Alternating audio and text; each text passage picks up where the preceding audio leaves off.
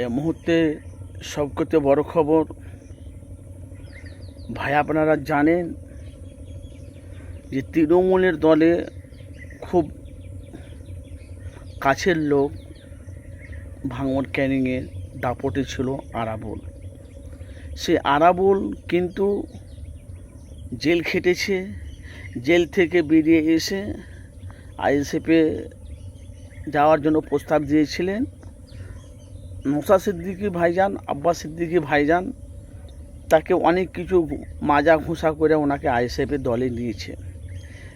রীতিমতন একটা আমরা সোশ্যাল মিডিয়ায় একটা ব্যাপক হারে ভাইরাল ভিডিও দেখছি, ব্যাপক হারে দেখছি যে শওকত মোল্লার সাথে যে নেতাটা ঘুরছিল তার সাথে কিন্তু আরাবুলের মিটিং।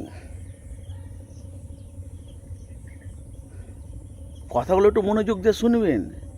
পীরজাদা আব্বাস সিদ্দিকী ভাইজান চায় না বাংলার মানুষের, ওনার ভালোবাসা মানুষের যেন কারো ক্ষতি হয়, চায় না। দরকার হলে ছাঁটাই করা হবে। আব্বাস সিদ্দিকী ভাইজান জলসার মেহফিলে ওয়াজ করে বলছে, একবার সুযোগ দিয়েছিলাম, ভুল মানুষের হতেই পারে, কেন কুল্লু নাফসিল না কি বুঝে কুল্লু বানি আদম।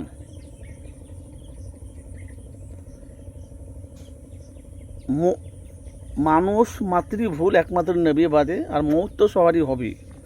কিন্তু ওকে একবার সুযোগ দিয়েছিল আব্বাস সিদ্দিকী ভাইজান, নওশাদ সিদ্দিকী ভাইজান।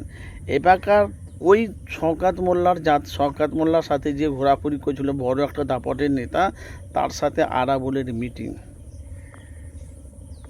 তার সঙ্গে আরাবুলের মিটিং। এবারকার আব্বাস সিদ্দিকী ভাইজান বলছে, এরা হলো একটা পোকা এসেছে, আর একটা পোকা যদি আসে আস্তে আস্তে চারিদিকে ছড়িয়ে যাবে, আর ছড়িয়ে এলে আমার ভালোবাসা মানুষের উপর ক্ষতি হবে।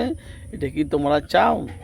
আপনারা জানেন আব্বাস সিদ্দিকী ভাইজানের লক্ষ ফ্যান, লক্ষ আমার ভুল হবে, প্রায় কোটি ভালোবাসার মানুষের ফ্যান পীরজাদা আব্বাস সিদ্দিকী ভাইজান। উনি বলছে, দরকার হলে আমি একেও ছাঁটাই করে দেব। আপনারা সব আমার পাশে আছেন তো? জি আলহামদুলিল্লাহ। কেন ভাই? দেখেন, ন্যায়ের কথা, হকের কথা, সত্যটা মানুষের কাছে তুলে ধরতে হবে। পীরজাদা আব্বাস সিদ্দিকী ভাইজান সারা পশ্চিম বাংলা, রাত 12টা, 1টা, 1টা, 2টো, 3টে, 4টে সারা পশ্চিম বাংলা ঘুরছে, দেখেছেন? তার কেউ কিছু করতে পারে না। কেন? ওনার পাশে আল্লাহ আছে। আল্লাহ রব্বুল আলামিন সবারই আমাদেরকে ভালোবাসে। আমরা কিছু লোভ লালচ পরে আমরা অন্যদিকে চলে যাই, সেটা একটা আলাদা ব্যাপার। কিন্তু আব্বাস সিদ্দিকী ভাইজান আপনারা দেখেন, নবীর গোলাম হয়ে যে কাজটা করার কথা বাংলা, সে কাজটা করছে।